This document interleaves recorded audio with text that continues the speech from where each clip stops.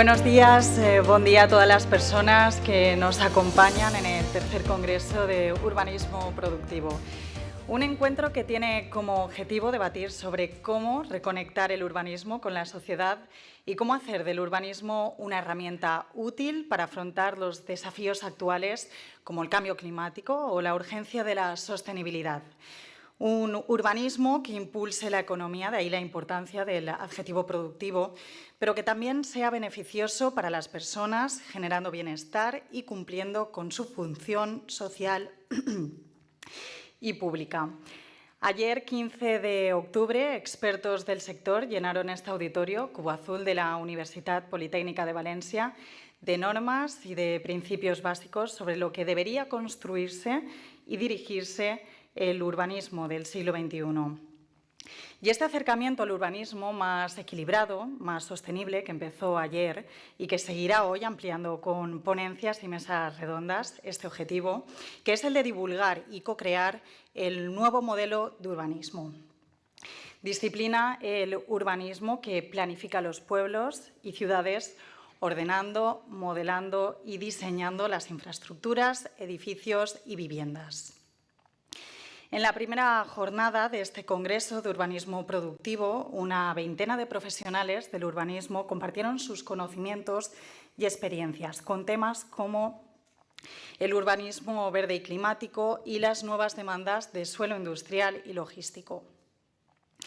Así, en este segundo y último día del Congreso, las ponencias y mesas redondas versarán sobre el planeamiento urbanístico a debate.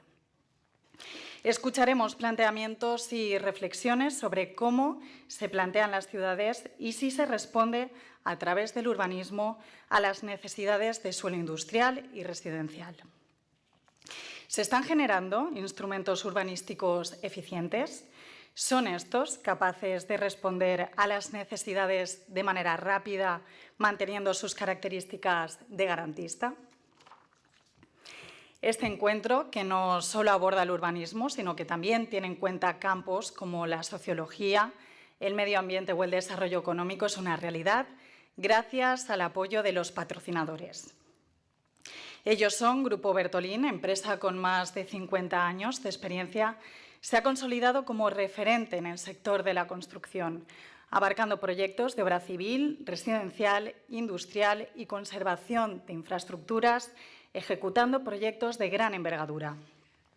Siempre con la máxima calidad y un firme compromiso con la seguridad y el respeto al entorno. El equipo humano de Bertolín, del Grupo Bertolín, es altamente especializado y cualificado. Y desde la empresa se realiza una constante inversión en medios propios, permitiendo afrontar nuevos retos, cumpliendo con una filosofía muy importante de innovar continuamente, siendo eficientes, siendo sostenibles y responsables socialmente. Grupo Bertolín mira al futuro con la confianza de seguir creciendo y liderando el sector de la construcción. El segundo patrocinador exclusivo de este congreso es Renovalia, empresa líder en el sector nacional de las energías renovables, con presencia en más de 7 países.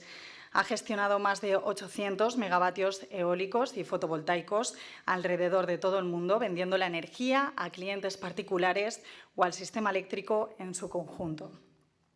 Actualmente, aquí en la Comunitat Valenciana, desarrolla más de 1.000 megavatios, lo que representa más del 15% de los objetivos de instalación de renovables del territorio. Todos sus proyectos son desarrollados con la vista puesta en las comunidades donde opera, reinvirtiendo en la sociedad los beneficios que obtiene de su negocio. Y a continuación abrimos esta tercera sesión de la tercera edición del Congreso de Urbanismo Productivo de este 2024 con la conferencia de Fernando Renau Faubey, licenciado en Derecho y jefe del Servicio Territorial de Urbanismo Castellón de la Generalitat Valenciana. Esta participación será, sin duda, una de las conferencias estrella de la tercera edición de este congreso, pues está impartida por uno de los expertos con más criterio de la Comunitat Valenciana a la hora de debatir sobre el planeamiento urbanístico.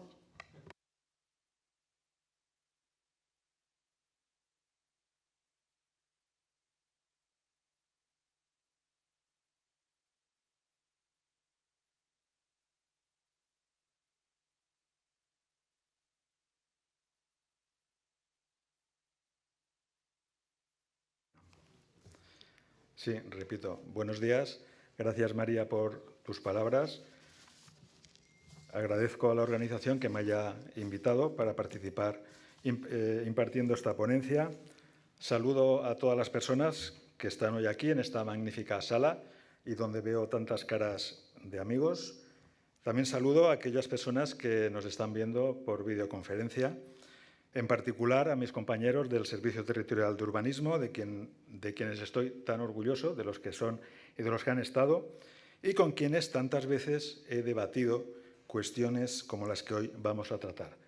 Porque el tema de hoy la jornada de hoy se dedica al planeamiento urbanístico a debate. Y yo voy a iniciar ese debate con mi ponencia que se titula precisamente El colapso del plan urbanístico y las posibles alternativas. Indudablemente, en nuestro sistema actual, el plan ocupa un protagonismo especial. Es como el protagonista principal de la película, y eso es bastante lógico, porque lo que pretende la ordenación urbanística es que todos los actos y usos del suelo, de algún modo, se acomoden a lo que diga el ordenamiento urbanístico. Y es imposible que una ley o que un reglamento lo hagan si queremos calificar y dotar de calificación y de uso urbanístico a cada una de las parcelas del territorio. Parece inevitable que en el modelo exista como una remisión desde la ley a un sistema de planeamiento. Por lo tanto, el plan parece que es poco menos que necesario, o así nosotros lo hemos entendido.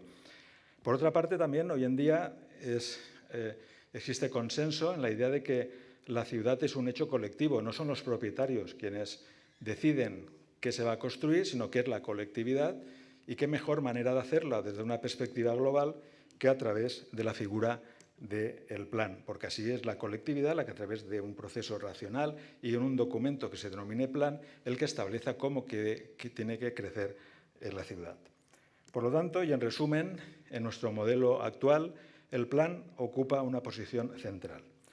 Pero cualquiera que se dedique al urbanismo, y vosotros sois un ejemplo de personas que se dedican al urbanismo, hoy existe una sensación general de que se ha agotado el modelo de planeamiento que actualmente tenemos. No solamente que se ha agotado, sino que el plan ha entrado en crisis.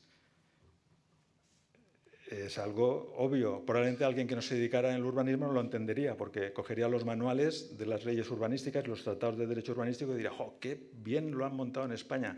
Todo funciona magníficamente y es todo muy lógico. Pero la experiencia práctica que tenemos es que el plan parece que haya entrado en crisis.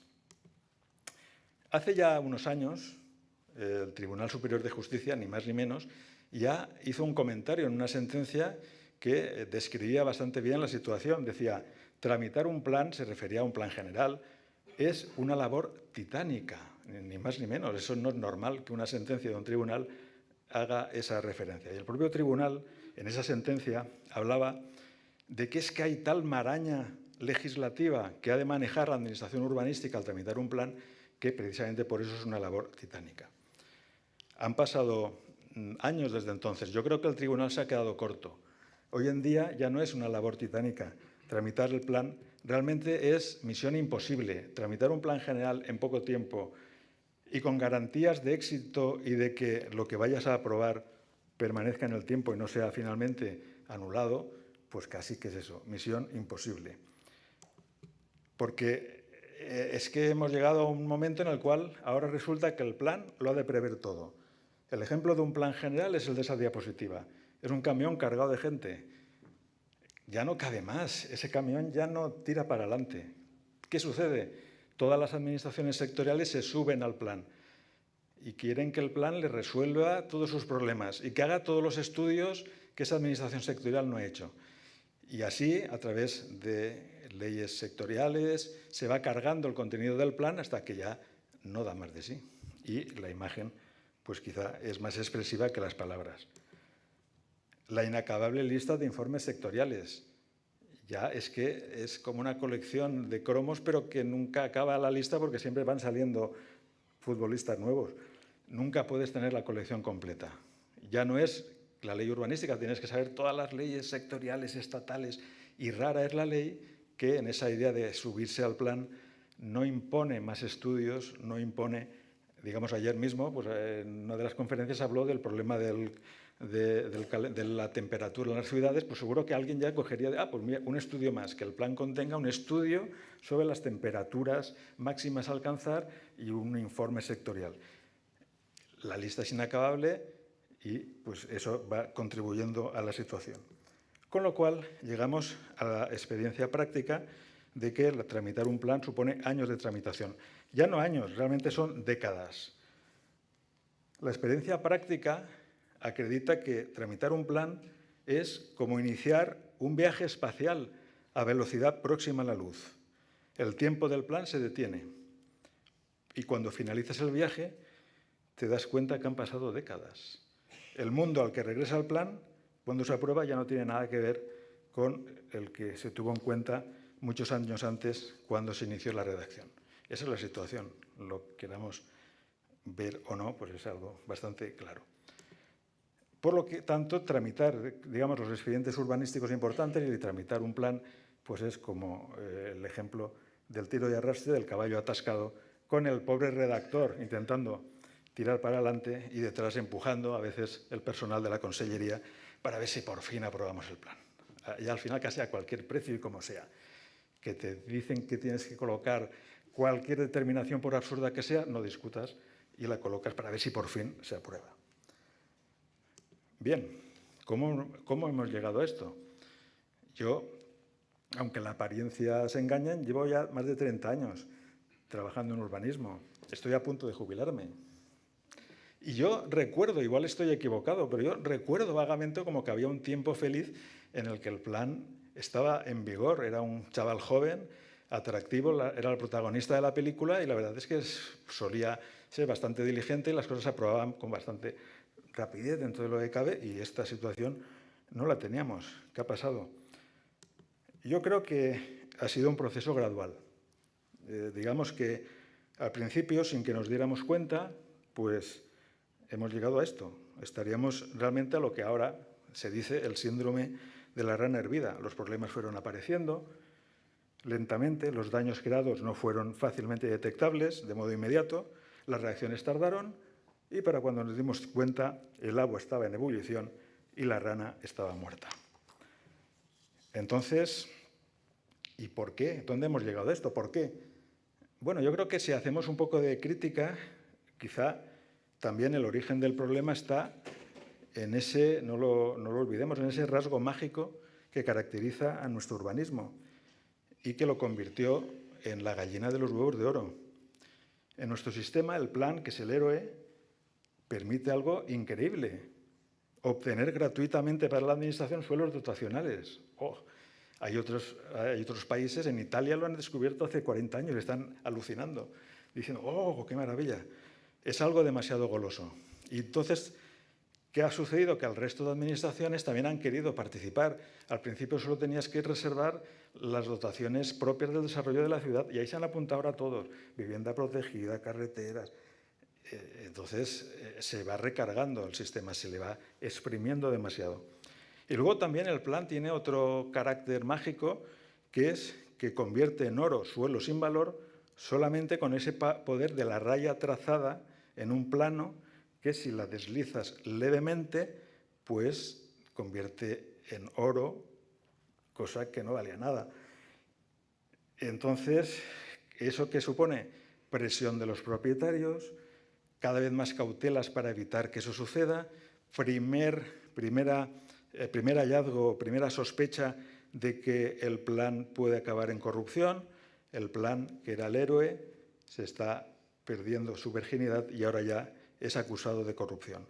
El plan se fue sobrecargando de determinaciones, los propietarios de manera sistemática lo recurren todo y el plan pasó de ser el héroe a ser el villano. Porque también el plan saltó el límite del suelo urbano. Todos nos pareció fantástica esa idea, urbanismo y ordenación del territorio, pero al saltar el suelo urbano, entonces resulta que ha pasado a ordenar todo el suelo no urbanizable y entonces todas las administraciones sectoriales que tienen carreteras, puertos, aeropuertos, ferrocarriles, se preocupan, dicen, el plan me puede a mí imponer trabas. Reacción, informes sectoriales, más determinaciones, más estudios. Y luego, claro, como ordenas todo el suelo no urbanizable, todo el territorio, necesidad de una evaluación ambiental y, por lo tanto, más determinaciones, más documentos, más cargas, más retraso en la tramitación. Ha sucedido poco a poco, sin que nos demos cuenta. Y al final, con nuestro aplauso. Y ahora ya nadie quiere renunciar a que el urbanismo sea también ordenación del territorio. Pero las consecuencias han sido esas. Poco a poco es lo que ha sucedido. Luego, el urbanismo también ha sido secuestrado por las leyes sectoriales. Hoy, la sorpresa que te llevas al estudiar cualquier ley sectorial es que en ella, de manera escondida, se establecen determinaciones a cumplir por el plan. Con lo cual ya no es solo la ley urbanística, sino que en ese conjunto de leyes es donde se establecen más estudios, más documentos, más determinaciones. Imposible de manejar en realidad y, por lo tanto, el comienzo de problemas que al final han surgido. Y luego, nos gusta o no decirlo, lo cierto es que el plan urbanístico en España ha quedado enmarañado, ha quedado atrapado en la maraña de la evaluación ambiental, probablemente por culpa de leyes estatales que establecieron transposiciones del derecho europeo tardes y mal, y además sin tener en cuenta que muchas comunidades autónomas ya tenían su propia ley de evaluación ambiental y, por lo tanto, las dejó fuera de juego. Pero el resultado ha sido bastante catastrófico, porque esa integración no la hemos conseguido. Hemos hecho como aquí la serpiente que se comió el elefante, pero que no se lo ha digerido y no lo hemos sabido digerir. Luego llegó la crisis del 2008 y aquí sí que el urbanismo y el plan fue el chivo expiatorio. El plan tenía la culpa de todo. Urbanismo era igual a corrupción y los que nos dedicábamos al urbanismo casi que teníamos que ocultar nuestra profesión porque enseguida te decían, tú serás un corrupto. No cuento una anécdota porque no es el caso, pero ya pues te lo decían casi. Con lo cual, pues el proceso de ebullición del agua iba aumentando, bebíamos felices, pero el agua estaba a punto de hervir y la rana a punto de perecer. Y ya, por último, la jurisprudencia del Tribunal Supremo, que surge casualmente después de esa crisis económica, cambia el tribunal de su criterio, que era más razonable antes, y cualquier defecto en la tramitación de un plan implica su nulidad de pleno derecho con obligación de comenzar desde el principio. Eso ya ha sido el jaque mate y ya no hemos sabido salir de ahí. Con lo cual, hoy no es que esté en crisis el plan urbanístico municipal, el plan general, ha colapsado. Y hoy en día los municipios huyen desfavoridos de iniciar la tramitación de un nuevo plan general. Prefieren quedarse como están, cualquier solución es mejor. Yo me quedo como estoy con mi plan antiguo, que ese ya no me lo cuestionan y voy tirando. Bueno, ¿existe alguna solución? Porque el panorama lo hemos puesto hasta ahora y es un poco negro, pero ¿existe alguna solución? Claro, aquí hemos de ser también bastante honestos.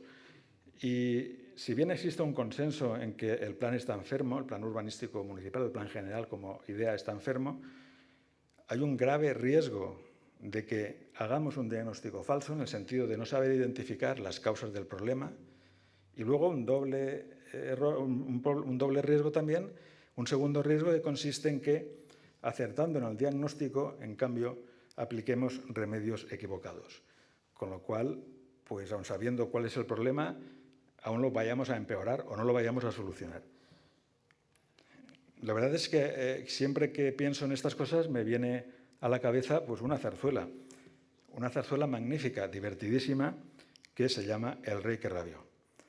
En ella hay un perro que muerde al rey y hay un coro de los doctores, es una de las piezas, yo creo, más divertidas de las zarzuelas españolas, y quien quiera en YouTube lo ve y verá el coro cómo lo cantan.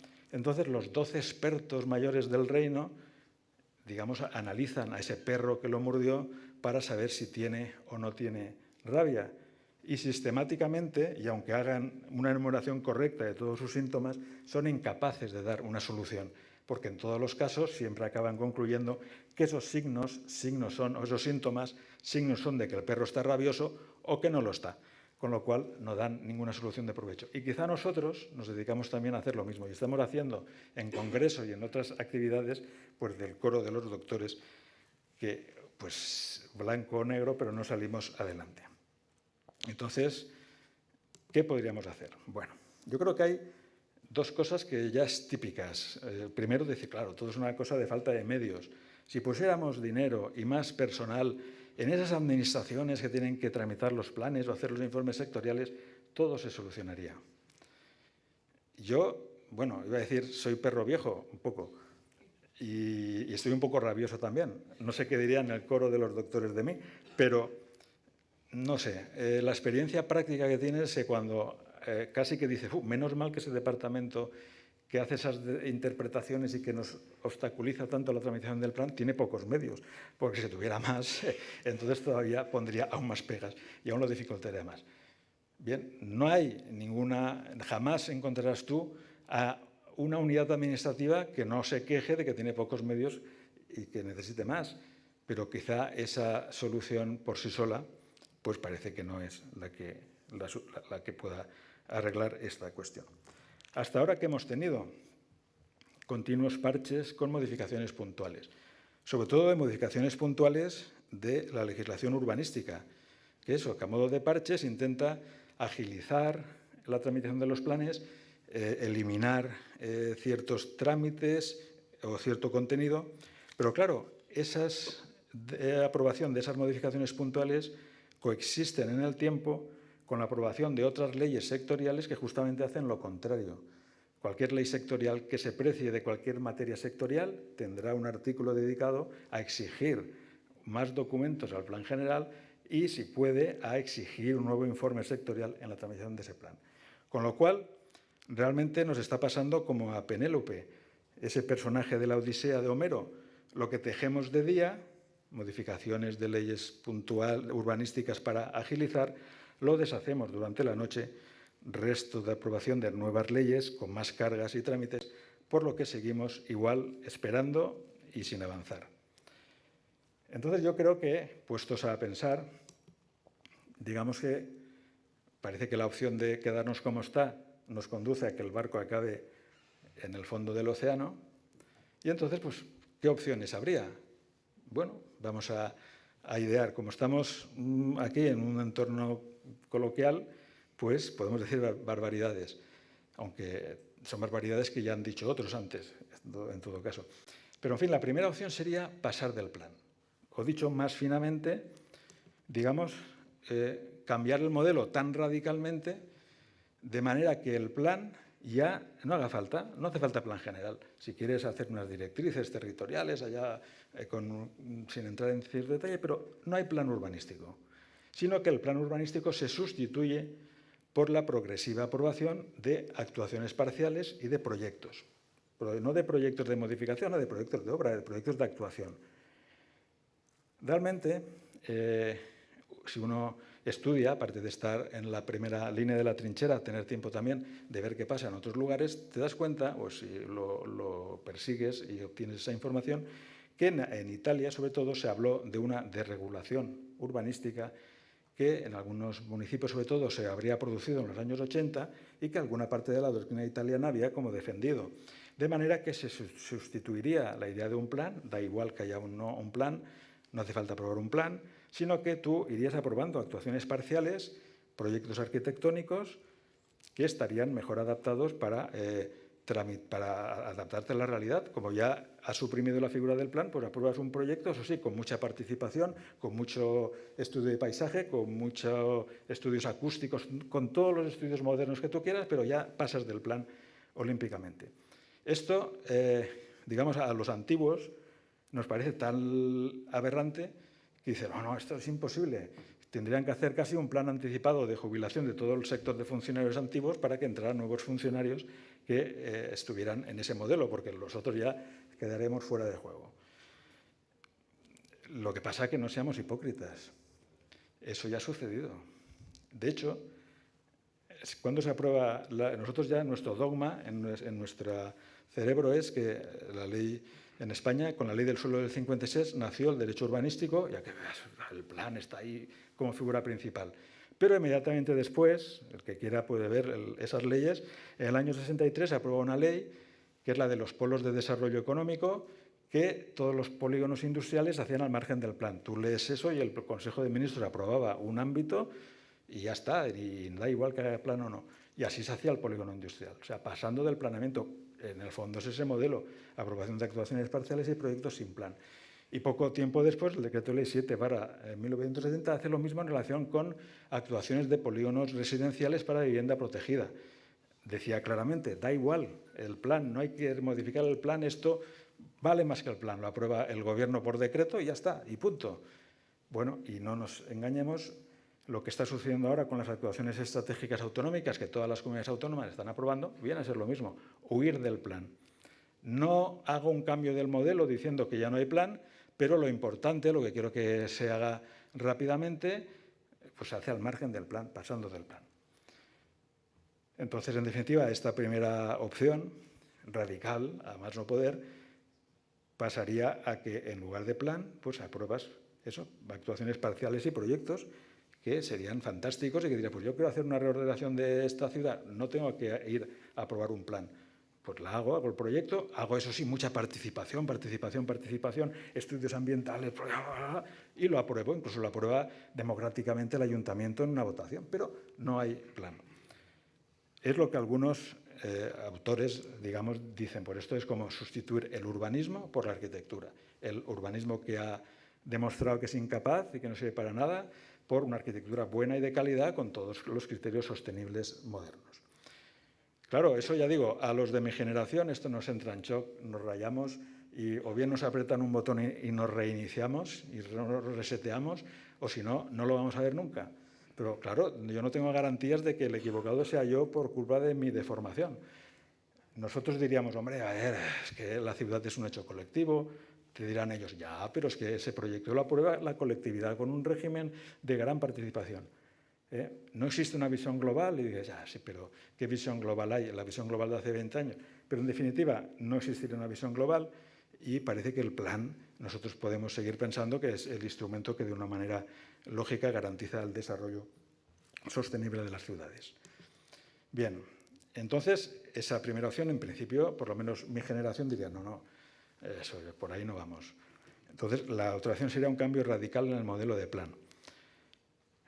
Como de radical, allá pues existirían, digamos, diferencias. Yo, en un texto escrito que he facilitado al Congreso y que creo que lo ideal sería que se facilitara por correo electrónico a los congresistas, porque al fin y al cabo ahí desarrollo esto más ampliamente y de una manera más razonada y no solo con una charla así más visual, pues quizá el ejemplo, porque a veces pensamos, a ver, vamos a poner un ejemplo práctico de cuál es ese modelo alternativo. Entonces, el profesor Baño León, pues en la revista española de Administración Local, del 2020, pues en un artículo que se llama La obsolescencia de la idea del plan general, digamos, expone y resume cómo sería ese nuevo modelo, que hay muchas cosas que matizar, y en el texto escrito lo expongo, pero de manera así en titulares sería que se prescinde del carácter vinculante del plan, el plan no asigna derechos, no fija edificabilidades, estoy hablando del plan general, y luego sí existiría ya el plan operativo para cada actuación, tanto en suelo urbano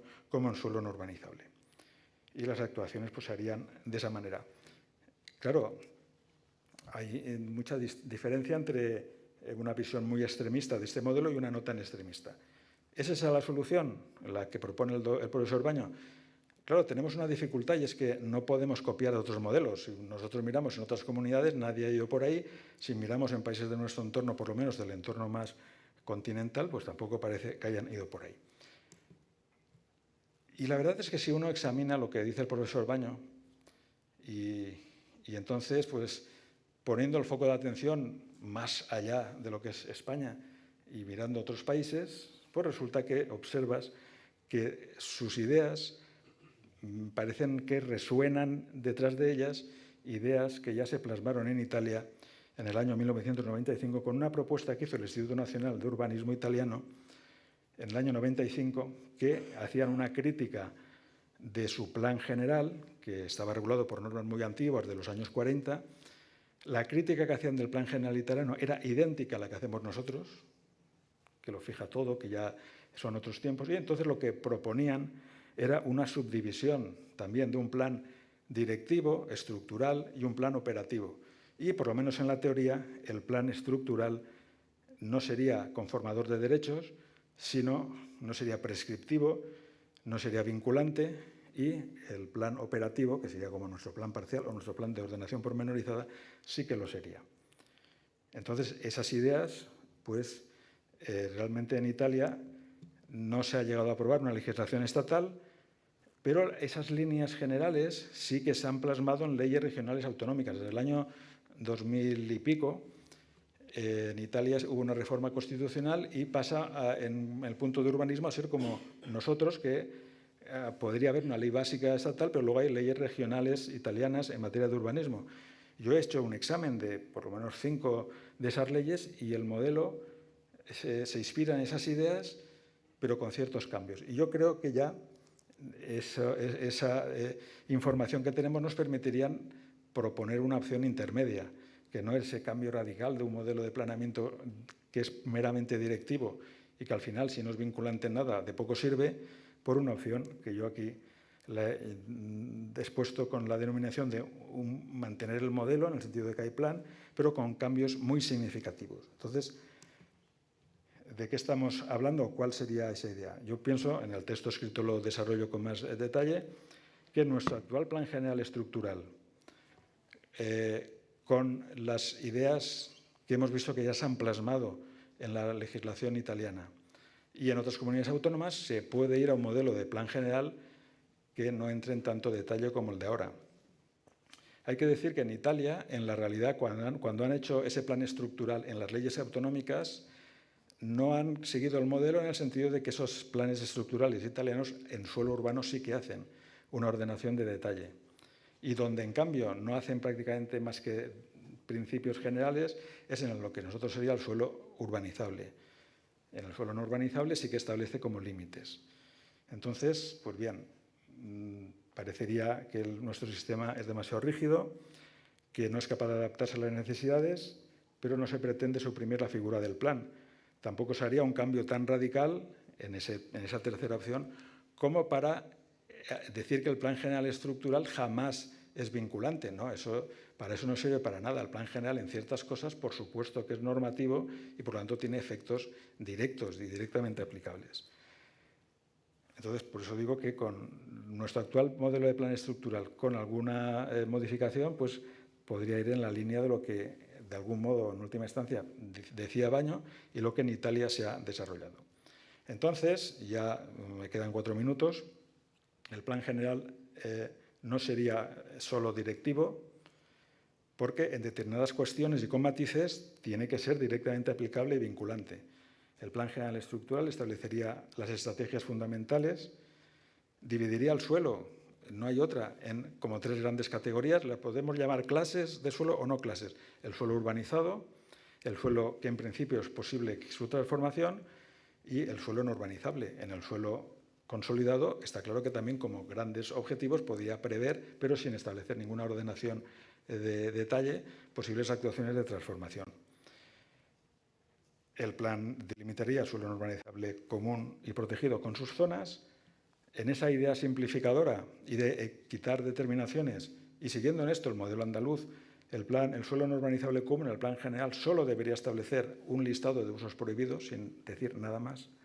En el suelo protegido, un listado de usos permitidos, sin entrar en más detalles. En el suelo urbano, el plan general estructural, ese nuevo, no solo es que no efectuaría la ordenación pormenorizada, es que no debería tener ninguna determinación directamente aplicable.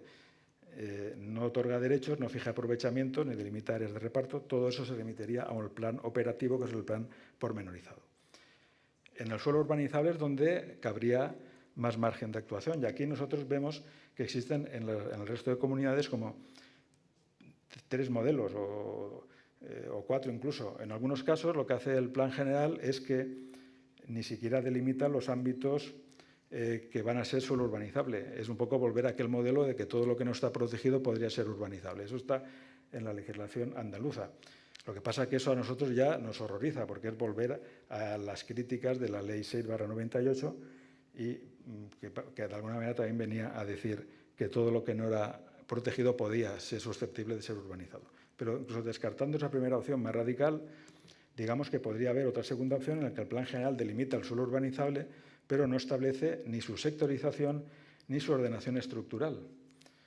Se trataría de lo que las leyes autonómicas de alguna comunidad hablan de suelo urbanizable sin sectorizar.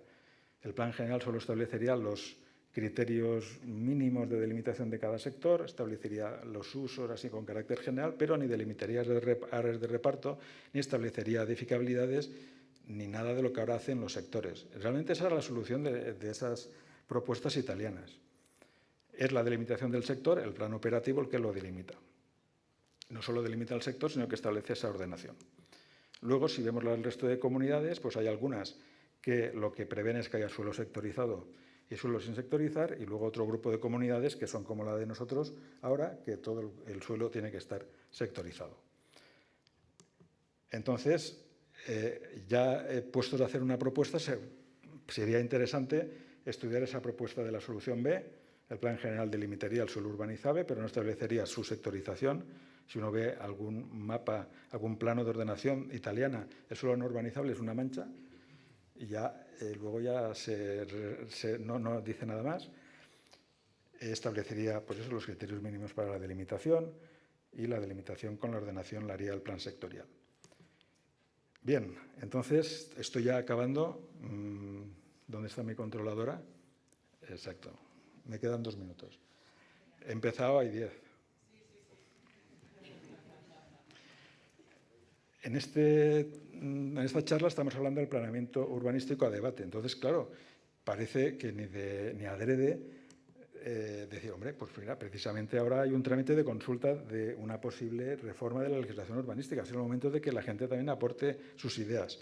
Yo lo que destacaría es que lo que ese documento expuesto al público, que no es un borrador de ley, lo que insiste mucho en que se haga una reflexión participativa y pausada que permita cambios legales redactados con criterios de calidad.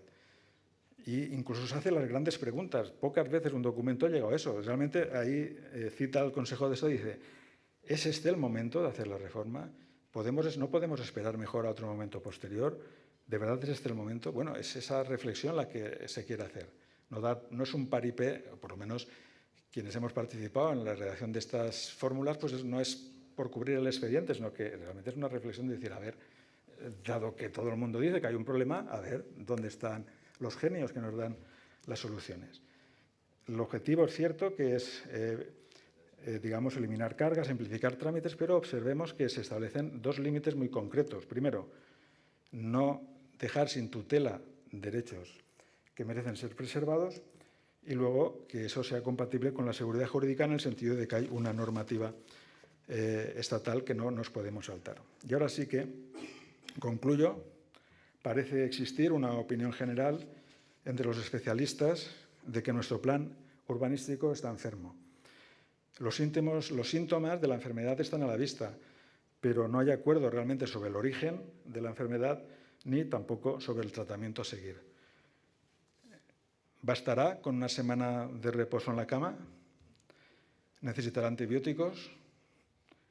¿Será necesario someter al paciente a un tratamiento más radical? ¿Estamos aún a tiempo o ya solo queda aplicar cuidados paliativos? ¿Aún podemos confiar en la medicina o ya solo cabe esperar el milagro? Yo he intentado explicar la actual situación de colapso del plan. He intentado rápidamente identificar algunas de las razones últimas de esa situación y he plasmado así muy por encima algunas posibles soluciones.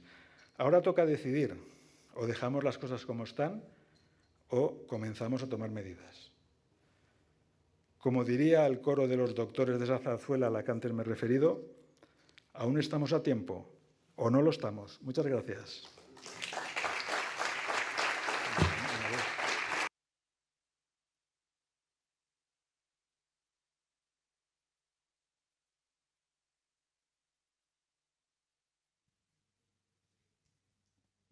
Hola, hola, ahora sí.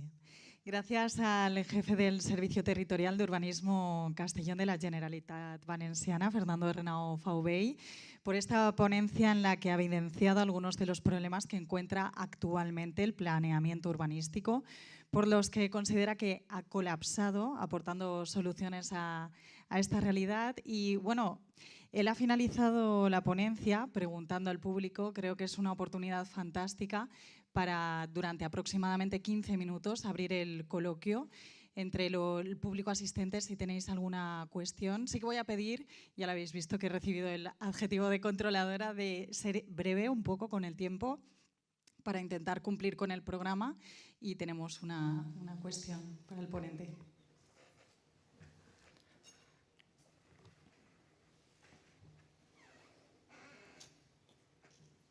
Sí, ¿se oye? Bueno, pues buenos días y nada, en primer lugar, Fernando, enhorabuena. Como siempre es un placer, y en otros ámbitos también, escucharte y sobre todo la motivación hacia la reflexión que implica todo aquello que nos dices y que nos cuenta y que, bueno, en múltiples ocasiones hacemos. Bueno, yo vengo como bien sabes, de la maraña de la evaluación ambiental, ¿vale? Me presenté, por si alguien no me conoce, soy el jefe de Servicio de Evaluación Ambiental Estratégica de la Consejería de Medio Ambiente, Infraestructuras y Territorio. Y quería hacer, podríamos, ya sabes que contigo podemos hablar de múltiples cuestiones, sí que me gustaría tres temas o tres cuestiones que se han suscitado en el desarrollo de ese procedimiento caótico, ¿vale? Que podía estar de acuerdo en ámbitos, pero hay algunos que me gustaría matizar. El tema, en primer lugar, el tema de los informes, ¿vale? Yo puedo estar de acuerdo que tenemos y hay ahora mismo una tendencia a la solicitud de demasiados informes, que eso ralentiza y tal, y yo me apunto a la contraria. Yo tengo técnicos con muchísima experiencia que saben mucho más que yo en el servicio, que muchas veces me dicen que ellos podrían hacer evaluar sin ningún informe, teniendo en cuenta los datos, el conocimiento del medio, la cartografía, tal. Sin embargo, la legislación pues, nos lleva por otros derroteros y tenemos que pedir esos informes, que en nuestro caso procuramos siempre que sean, ¿vale? Los que procedan, pero que nos permitan llegar a lo que la ley llama pues eso, el conocimiento, tener elementos de juicio para poder desarrollar esas propuestas de pronunciamiento. Y en ese sentido yo creo que todo el colectivo implicado deberíamos, además del cumplimiento de las leyes, aprovechar también nuestro conocimiento para, al final, desde esos elementos de juicio, que es lo importante, tener elementos de juicio para poder establecer los pronunciamientos. Porque, claro, a veces cuando hay un pronunciamiento en un sentido, nos encontramos con la cuestión que al revés se nos pregunta, pero de eso tenemos informe. Pero no habíamos quedado que pedimos muchos. Pues evidentemente tenemos que tener informe para tener esos elementos de juicio junto con el criterio científico-técnico que tenga, en este caso, el funcionario.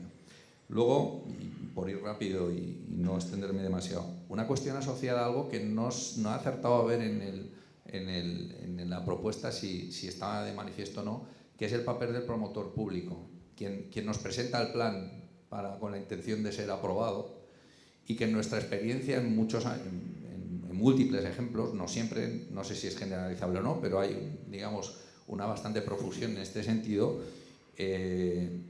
alcanza o, digamos, se toma sus tiempos de una forma bastante prolongada, en el sentido de que muchas veces pues, estamos esperando entrega de documentación por parte de los promotores públicos cuando hemos hecho los pronunciamientos correspondientes durante años, y llegan en un momento dado y bueno, se pierden a lo mejor en los cajones de un sitio, cuando al final, digamos, la responsabilidad al final parece que sea, en este caso, del órgano ambiental o del órgano sustantivo, en este caso también, cuando hay también algo pasa en ese ámbito municipal que también extiende mucho los plazos, y también les cuesta decidir y también les cuesta determinar cuál va a ser su modelo realmente, el que quiere que pase, el que vaya a evaluación. De hecho, y como aspecto llamativo, el decreto ley el 7 de 2024 de simplificación, una de las cuestiones que me parecen más llamativas es que al promotor público le amplía sobremanera sus plazos para poder decidir o para poder determinar.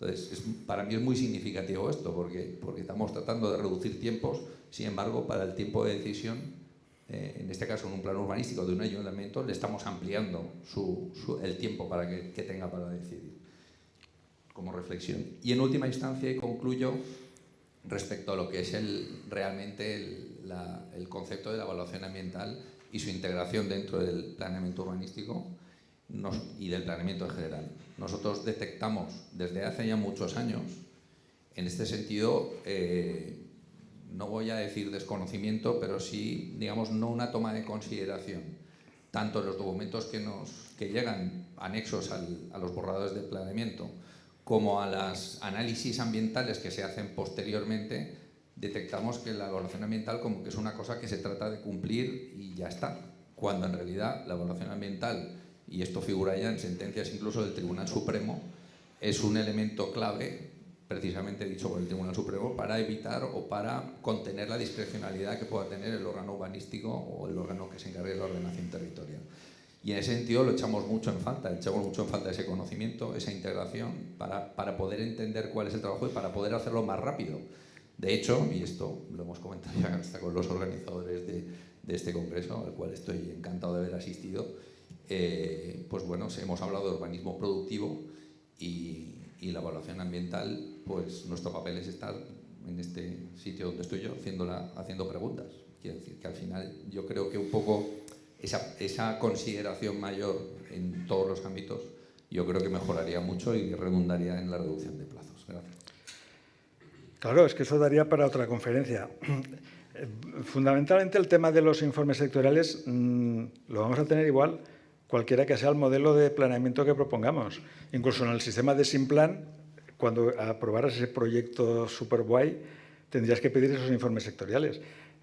Aquí el tema de los informes sectoriales tiene que ver sobre todo con la integración de competencias sectoriales que coinciden en el territorio. Entonces, pues con el Estado ya tenemos unas reglas, con la Consellería, con la Comunidad Autónoma, básicamente la única solución que hay es la de cumplir los plazos. Y cumplir los plazos y los efectos del transcurso de los plazos. Si eso se hace, se ha solucionado el problema. De cara a una administración que tramita un expediente en relación con un promotor privado, si tú le haces un requerimiento de documentación que según la ley de procedimiento sin ese documento no puede seguir adelante la tramitación, eso también tiene unos plazos y lo que hay que hacer entonces es caducar el procedimiento y que lo vuelvan a pedir. Digamos que no va a haber una solución que diga pues que no haya informes sectoriales, eso es imposible. Esto es, en la medida que el plan cada vez regule menos cosas, se supone que los organismos sectoriales tendrán menos cosas que decir, pero esa es la única cuestión. El tema de la evaluación ambiental, digamos que lo que atrapó para mí, y con consecuencias nefastas en algunas comunidades, todavía están anulando planes por ese motivo, fue porque cuando el Estado aprobó en la primera ley de evaluación ambiental, que creo que será del 19, si no me equivoco, o del 2009, su ley, ya habían pasado los plazos de la directiva, pero es que las comunidades autónomas tenían ya sus propias leyes de evaluación de impacto de planes. Y el Estado hizo una regulación sin tener en cuenta eso y todos los que siguieron con su evaluación ambiental autonómica, de buena fe y confiados, pues resulta que al cabo de unos años comenzaron a anular los planes. Luego hubo también una manera de intentar escapar, que es a base de listados de expedientes que no están sujetos a evaluación ambiental. Eso al final tiene el camino muy reducido porque también va a ir mal. Digamos que las opciones en cuanto a cambios del modelo de planeamiento, que aquí se han podido... El problema que tienes es que incluso con esos nuevos modelos no solucionas todos los problemas, porque hay problemas que no derivan de tu contexto autonómico y de competencia autonómica. La ley de evaluación ambiental es del Estado. El modelo ese vas a tenerlo igual. Lo único que puede hacerse para agilizar es que todos cumplan los plazos. Eso quiere decir que en el caso del órgano ambiental, que realmente no pide informe, sino que hace consulta previa, como ahí la propia norma establece que si tú tienes elementos puedes seguir, pues es cumplir a rajatabla esos plazos. Pasado el plazo de consulta que la ley marca, yo ya tengo elementos de juicio suficiente y hago la evaluación ambiental.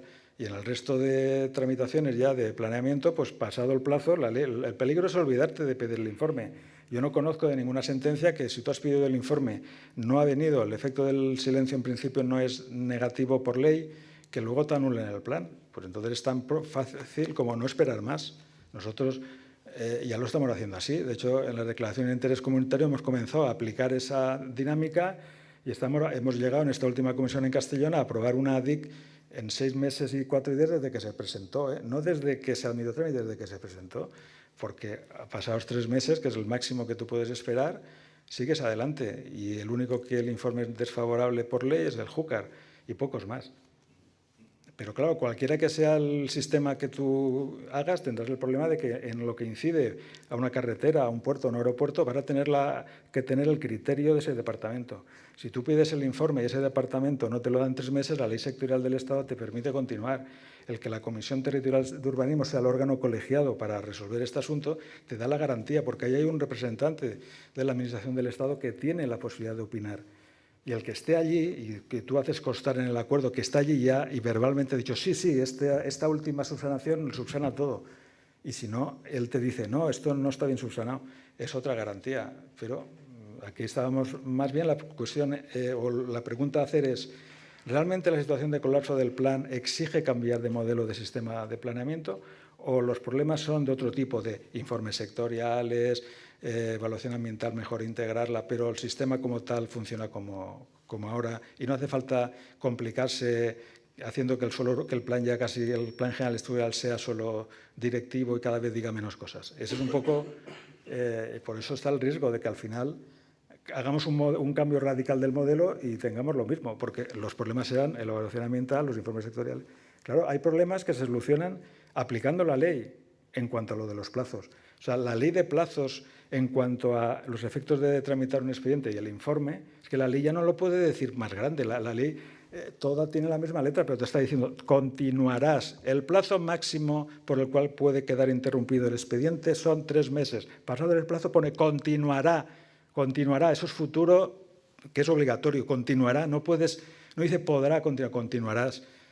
Apliquemos ese artículo. Si un ayuntamiento no tiene coraje para aplicarlo, porque está muy pequeñito, pues que pida el requerimiento de que sea la comisión la que le gestione ese informe. Pero claro, esa es la cuestión. ¿Hace falta cambiar el modelo o más bien es cuestión de cambiar más parches y entonces es suficiente? Yo no lo sé tampoco. Tenemos tiempo para una pregunta más. Intentaremos que sea breve. No da tiempo para más. Lo bueno es que después de que finalice el coloquio tenemos aproximadamente 30 minutos de pausa café, que creo que también en un ambiente distendido podemos desarrollar estas cuestiones. Gracias.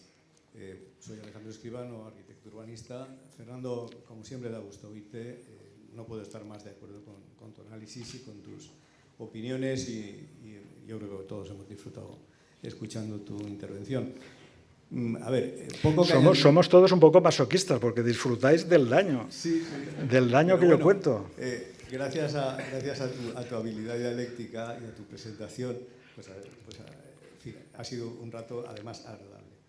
Aunque es demoledor todo lo que has dicho y todos lo compartimos. Entonces, poco que añadir a lo que dices porque comparto al 100% lo que has comentado.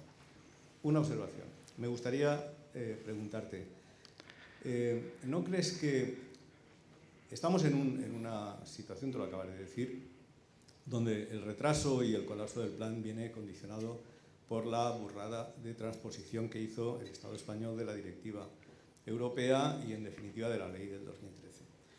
Y eso tiene mal arreglo hasta que el Estado se dé cuenta de que el tema de la evaluación simplificada y ordinaria no tiene sentido esa diferenciación, que estás haciendo lo mismo, solo que añadiendo una ronda más de informes, en fin, lo que todos sabemos, no voy a repetirme porque todos somos profesionales y sabemos de qué hablamos.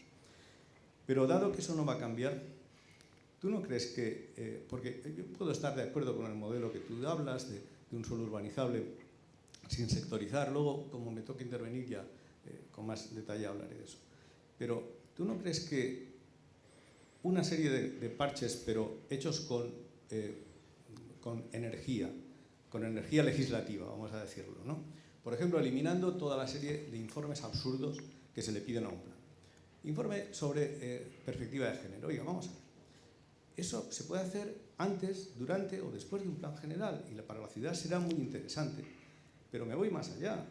Un plan de movilidad. El plan de movilidad se puede hacer siempre y en cualquier momento. Planes acústicos, lo mismo. Hay un montón de informes sectoriales que pueden estar perfectamente hechos en paralelo. En la medida en que quitemos contenido de estudios sectoriales, estamos quitando posibilidades de opinión. Yo creo que cuando se hizo la LOTUP y se diferenció entre plan estructural y pormenorizado, los que estuvimos participando en aquel proceso, y antes en la LUP también, veíamos claro que el camino era buscar un modelo más homologable al de Europa, ¿no? Yo creo que sabes muy bien que los planes estructurales, tanto pues, en Alemania como en Gran Bretaña, son fundamentalmente vinculantes para la administración y orientativos para particulares.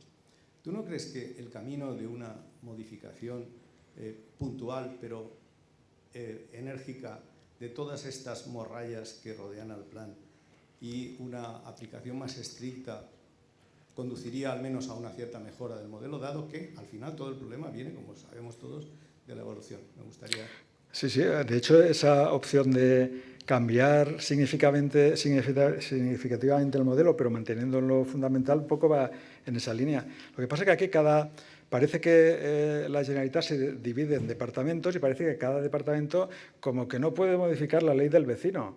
Y eso ha de cambiar, claro. Nosotros en una ley, evidentemente, en una disposición, para que no hubiera dudas, se puede decir más claro o menos claro, pero tiene que inferir en esas otras leyes, sobre todo señalando que la memoria justificativa del plan de toda la vida ya contenía, pero de sobra, todos esos estudios, ya hacía tablas de población, ya hacía, que ahora lo denominemos de otra manera, pues habría que decir, el único documento justificativo que ha de tener el plan es la memoria y en él se harán los análisis demográficos de todo tipo y eliminándolo, claro, desde luego si se hace una reforma, desde luego si yo intervengo de alguna manera, yo iré en esa línea.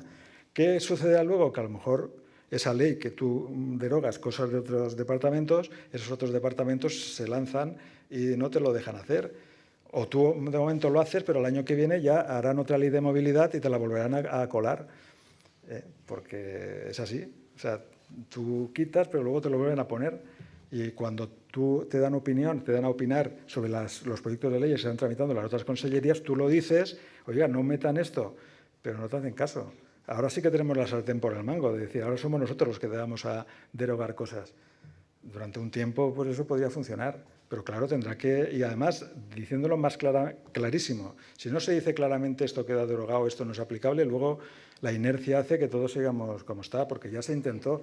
Yo, de hecho, por contar ya antecedentes, el artículo 14.2 del actual texto refundido, ese de que el plan solo se exigirán los documentos que diga el plan o una ley. Eso yo propuse con una transitoria, con una derogatoria que decía, quedan derogadas todas las leyes que establecen, pero como no se dijo, implícitamente podías entender que ese efecto igual se producía, pero como no se dijo expresamente, pues los de educación siguen aplicando su decreto, el que sea. Claro, hay que decirlo expresamente. Si no lo dices expresamente, luego todo son dudas. Entonces, ¿habrá que hacerlo? Claro que sí. Entonces, a lo mejor, pues sin necesidad de hacer una cosa tan distinta de lo que hay ahora, pues sí que puede ser algo efectivo.